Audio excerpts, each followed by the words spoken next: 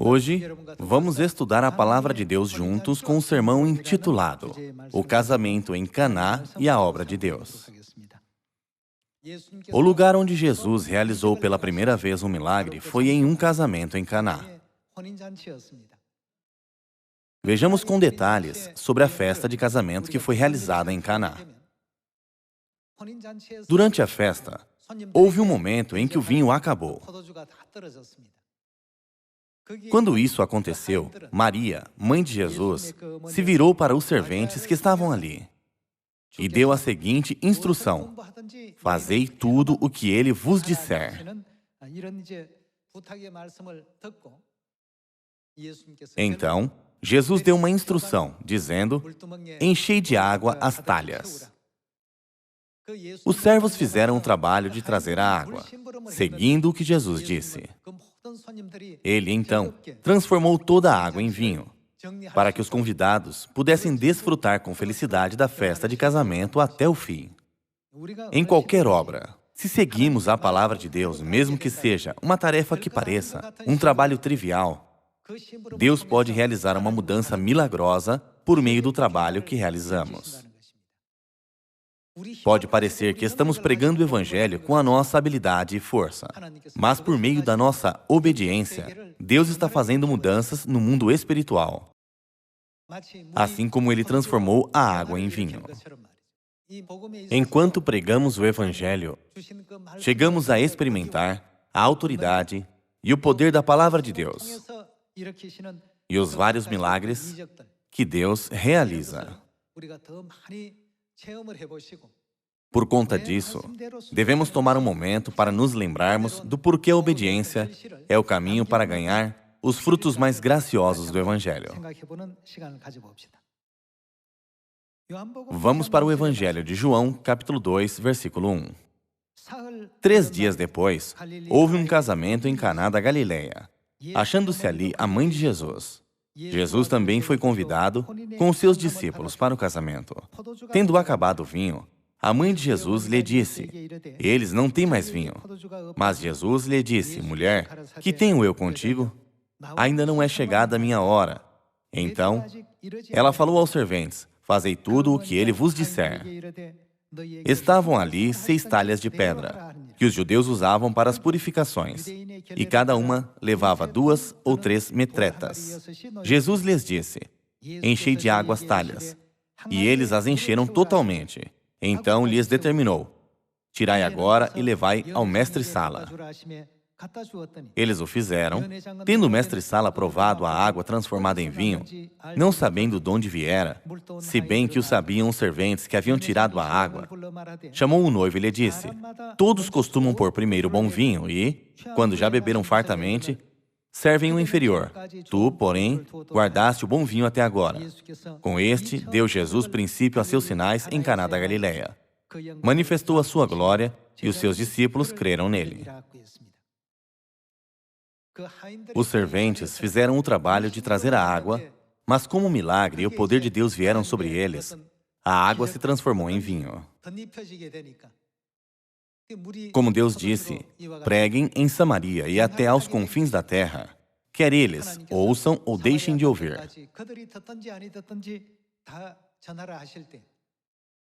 Nós pregamos dizendo: venham para a igreja de Deus. Ela é uma grande igreja.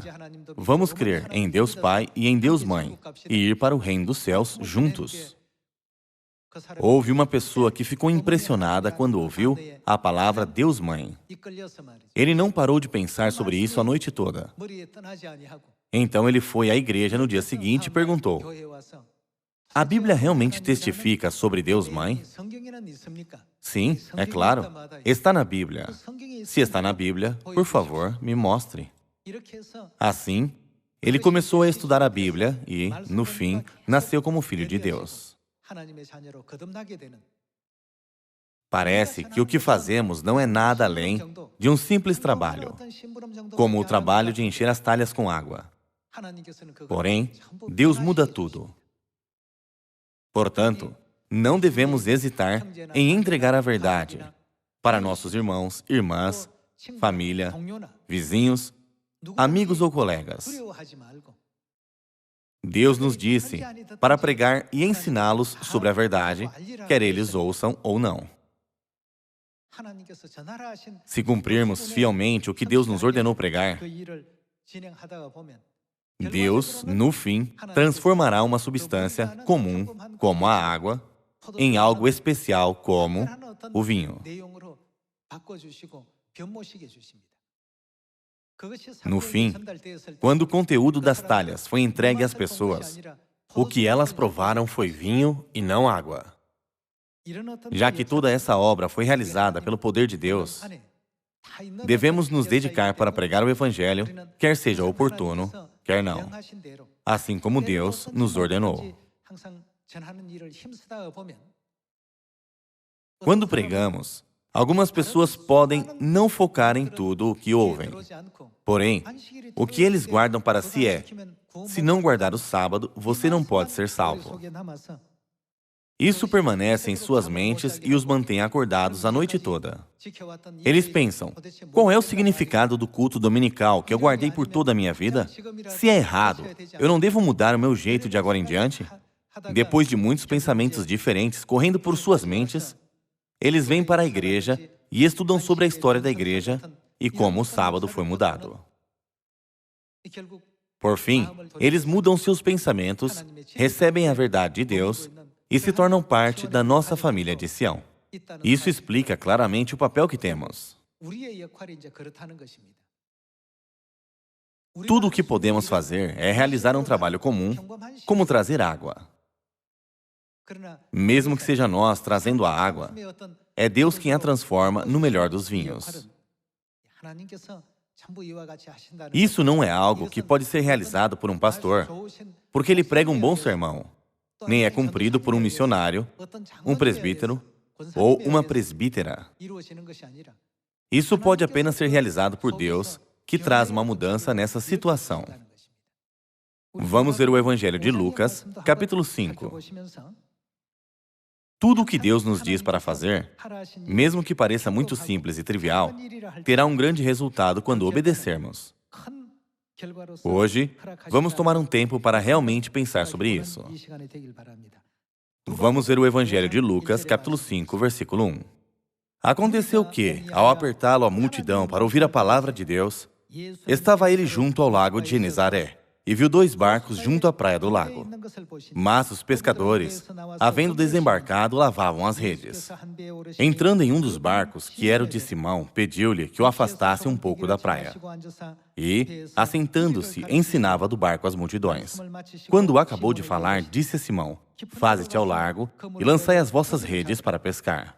Respondeu-lhe Simão: mestre, havendo trabalhado toda a noite, nada apanhamos, mas sob a tua palavra lançarei as redes.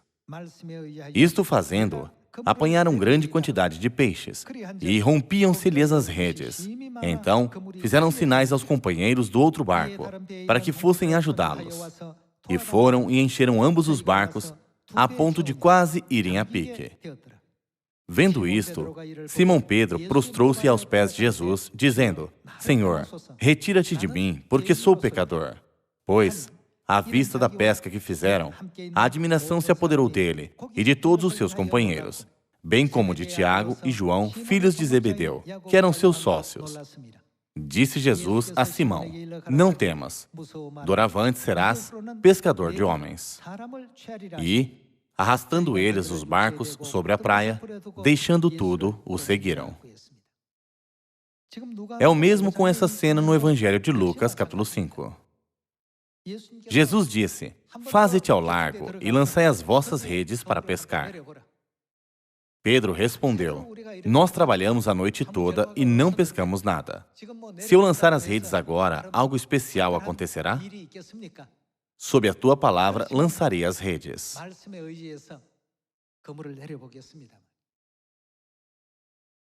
Nesse momento, Pedro não usou nenhum equipamento especial para pescar, mas apenas realizou um trabalho comum.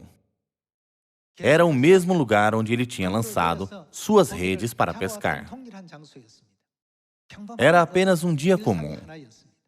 Porém, depois que a palavra de Deus foi entregue para ele, uma mudança aconteceu. Assim como aconteceu com Pedro, quando fazemos as coisas sozinhos, podemos não ter nenhum resultado. Porém, quando fazemos um trabalho para Deus, o resultado pode ser diferente. Por outro lado, quando somos guiados pela nossa vontade, no lugar de fazer o trabalho de Deus, esse tipo de mudança não acontece. Mesmo que ele tivesse lançado as redes no mesmo lugar milhares de vezes, quando ele começou a fazer o trabalho de Deus, a situação ficou diferente. É por isso que quando pregamos o Evangelho, não devemos dizer, estou realizando com a minha sabedoria e poder. Ao contrário, devemos dizer, por favor, me permita realizar o trabalho de Deus. Pensem sobre o trabalho que os serventes de Caná fizeram. E também, pensem sobre o trabalho que Pedro fez. Quando Pedro lançou as redes, de repente os peixes que não estavam ali apareceram. Ele acabou pegando tantos peixes que seu barco estava indo a pique.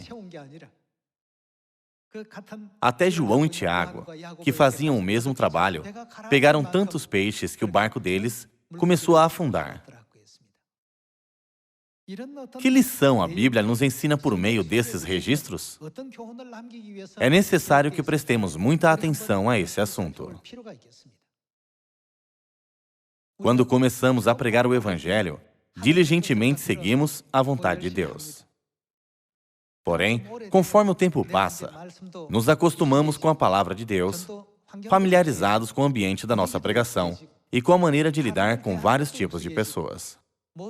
Gradualmente, começamos a ser guiados pelo nosso próprio pensamento, negligenciando o trabalho dado a nós por Deus.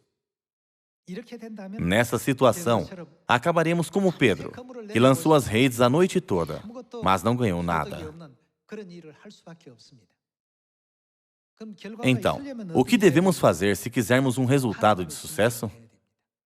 Devemos realizar o trabalho de Deus. Os serventes que realizaram o trabalho de Jesus no casamento em Caná e Pedro que realizou o trabalho de Jesus, não tiveram resultados incríveis? Apenas aqueles que creem na vontade de Deus, de todo o coração, e a realizam fielmente, podem alcançar resultados incríveis. Deus transforma apenas esse tipo de pessoa. Não foram os serventes que transformaram a água em vinho. Nem foi Pedro que pescou os peixes, que não estavam lá antes, com sua rede. Se algo pode ou não ser conquistado, qual é a origem dessa conquista? Quando pensamos mais uma vez sobre isso, entendemos que Deus é o nosso tesouro. Já que tudo depende de Deus, devemos ser os filhos de Sião que consideram Deus como nosso maior tesouro. Se Deus nos guia, um deserto inteiro não pode ser transformado em um campo de flores? Até Jericó, uma fortaleza impenetrável, pode colapsar de repente. Mesmo que algo pareça magnífico aos olhos dos seres humanos, quando Deus usa seu poder sobre esse algo, Ele não faz com que isso pareça insignificante? Enquanto vivenciamos e sentimos o poder da obra e dos milagres de Deus todos os dias, devemos seguir adiante, um passo por vez, em direção ao reino dos céus. Vamos ver as palavras de Deus no segundo livro dos Reis, capítulo 5. Vamos ver o segundo livro dos Reis, capítulo 5, versículo 1. Naamã, comandante do exército do rei da Síria, era grande homem diante do seu senhor e de muito conceito, porque por ele o Senhor dera a vitória à Síria. Era ele herói da guerra, porém leproso. O comandante do exército do rei da Síria era um homem chamado Naamã, que na era moderna seria considerado como o ministro da defesa. Embora ele fosse um grande general, ele tinha lepra. Depois de procurar por uma solução, ele ouviu que seria curado por meio do profeta de Deus chamado Eliseu. Por isso, ele foi ver Eliseu. Vamos para o versículo 8. Ouvindo, porém, Eliseu, homem de Deus, que o rei de Israel rasgara as suas vestes, mandou dizer ao rei: por que rasgaste as tuas vestes? Deixa-o vir a mim, e saberá que há profeta em Israel. Veio, pois, Naamã com os seus cavalos e os seus carros e parou à porta da casa de Eliseu. Então, Eliseu lhe mandou um mensageiro, dizendo: vai, lava-te 7 vezes no Jordão, e a tua carne será restaurada, e ficarás limpo. Como ele tinha uma alta posição, como a de um ministro da defesa, e foi até a casa de Eliseu, ele esperava ter uma recepção com honrarias. Porém, Eliseu sequer saiu de sua casa e apenas enviou um mensageiro. Vai, lava-te 7 vezes no Jordão, e a tua carne será restaurada e ficarás limpo. Versículo 11. Naamã, porém, muito se indignou e se foi, dizendo: como ele tinha uma alta posição, como a de um ministro da defesa, ele sentiu que merecia um tratamento melhor, e por isso foi embora indignado. Naamã, porém, muito se indignou e se foi, dizendo: pensava eu que ele sairia ter comigo, por-se-ia de pé, invocaria o nome do Senhor, seu Deus, moveria a mão sobre o lugar da lepra e restauraria o leproso. Não são, porventura, Abana e Farfar, rios de Damasco, melhores do que todas as águas de Israel? Não poderia eu lavar-me neles e ficar limpo? E voltou-se e se foi com indignação. Então, se chegaram a ele os seus oficiais e lhe disseram: meu pai, se te houvesse dito o profeta alguma coisa difícil, acaso não a farias? Quanto mais, já que apenas te disse: lava-te e ficarás limpo. Então, desceu e mergulhou no Jordão 7 vezes, consoante a palavra do homem de Deus, e a sua carne se tornou como a carne de uma criança, e ficou limpo. O mesmo se aplica ao que está acontecendo aqui. Não importa o quanto a água seja boa, a água em si não pode curar a lepra. Mesmo que a qualidade da água do Rio Jordão fosse inferior à dos outros rios, o que estava operando ali? A obra do poder de Deus estava operando ali. É por isso que Eliseu disse: vai, lava-te 7 vezes no Jordão. Mesmo que Naamã fosse aos rios do seu país, como Abana e Farfar, e tivesse se lavado, não apenas 7 vezes, mas 700 vezes ou até 70.000 vezes, a sua lepra não teria sido curada. Assim, nós sempre temos o nosso pensamento enquanto realizamos o Evangelho.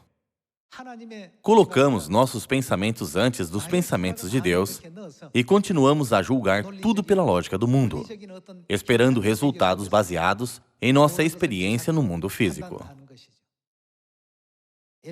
Até um homem como Eliseu não realizou a sua missão com o seu poder, mas com o poder do Espírito Santo de Deus, não é? Porém, Naamã confiava em seus pensamentos. De um ponto de vista físico, nossos rios são mais limpos que todos os rios de Israel. Eu devo me lavar em um rio limpo. Por que eu devo me lavar em um rio sujo, como o Rio Jordão? Além disso, ele estava indignado por Eliseu ter enviado um mensageiro sem sequer sair de sua casa. Porém, ele foi ver Eliseu para ser curado da lepra, não para ser recebido com honrarias. Claramente, ele se esqueceu do seu propósito. Ele ficou ofendido pela maneira que foi tratado e não gostou da solução que foi recomendada a ele. Só porque não gostamos de algo, isso não significa que não devemos fazê-lo. Já que a maneira de Deus pensar é diferente da maneira dos homens, devemos sempre realizar a obra de Deus como Deus nos ordenou fazer. No livro de Atos, capítulo 5, está escrito: se essa obra é de Deus, não podereis pará-los ou destruí-los. Ela certamente acontecerá. Eu sinceramente espero que realizemos o Evangelho tendo isso em mente. Quando pensamos sobre os serventes em Caná que realizaram um trabalho, Pedro que obedeceu à ordem de Jesus, e o milagre de Naamã que aconteceu no Jordão, todos eles estão relacionados a realizar a obra de Deus. Quando fazemos essa obra do Evangelho, às vezes temos pensamentos errados, como Naamã teve. Quando somos egocêntricos, pensando, eu tenho uma posição alta, como eles podem me tratar assim? Não podemos experimentar a milagrosa obra de Deus. A obra de Deus confiada a nós é muito simples e comum. Ele disse, vá e entregue ao mundo. Quando fazemos conforme Ele nos ordena, Deus traz mudanças através das palavras que entregamos. O Rio Jordão em si não tem nenhum poder de curar a lepra. Deus fez assim para que uma mudança especial acontecesse apenas para Naamã.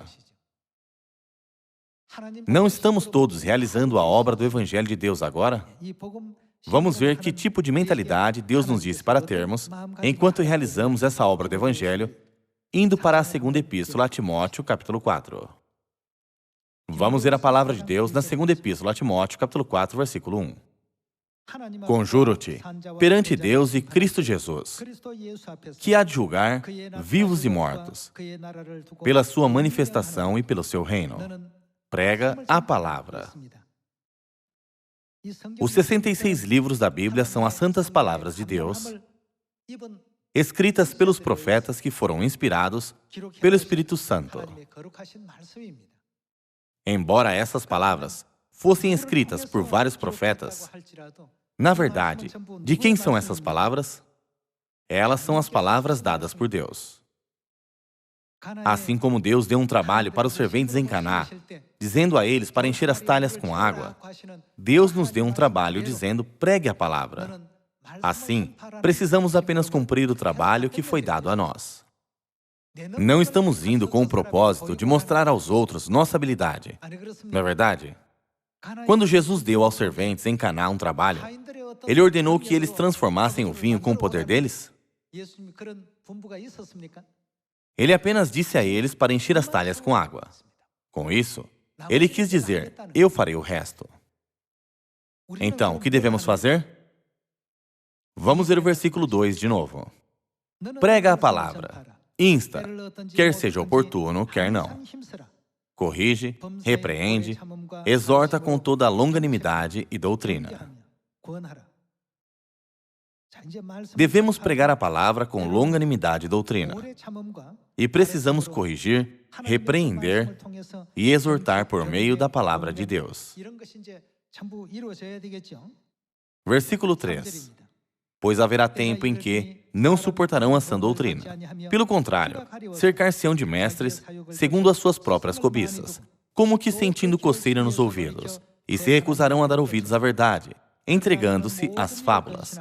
Tu, porém, sês sóbrio em todas as coisas, suporta as aflições, faz o trabalho de um evangelista, cumpre cabalmente o teu ministério. Aqui, é Deus que está pedindo para que todos nós façamos essa obra. Na época de Noé, Deus também enviou Noé para fazer uma obra, construir a arca.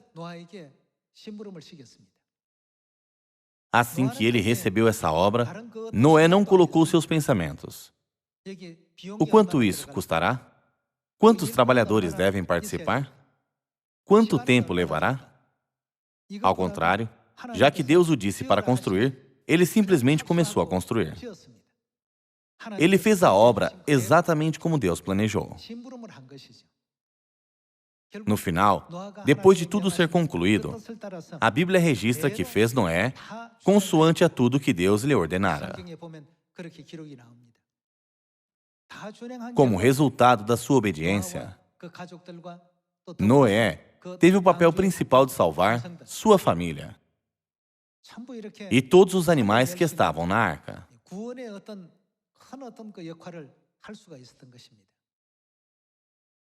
Quando Noé construiu a arca, ele não pensou sobre como ele salvaria a humanidade.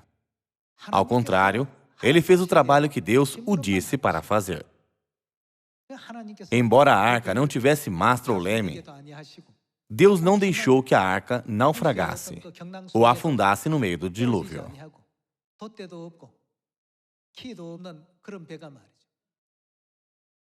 Foi Deus quem guiou a arca para que o seu destino final fosse no ponto mais alto, que era o topo do Monte Ararat, onde deveria permanecer. É o mesmo com a obra do Evangelho. Já que a nossa igreja é guiada por Deus Pai e Deus Mãe, nos é dito para pregar as boas novas que nós recebemos deles, em Samaria e até aos confins da terra, quer seja oportuno, quer não. Eles não estão nos dizendo que devemos pregar com grande eloquência. Se apenas entregarmos as notícias que ouvimos, quem fará o resto? É Deus quem realizará tudo. Um dia discursa a outro dia, e uma noite revela conhecimento a outra noite.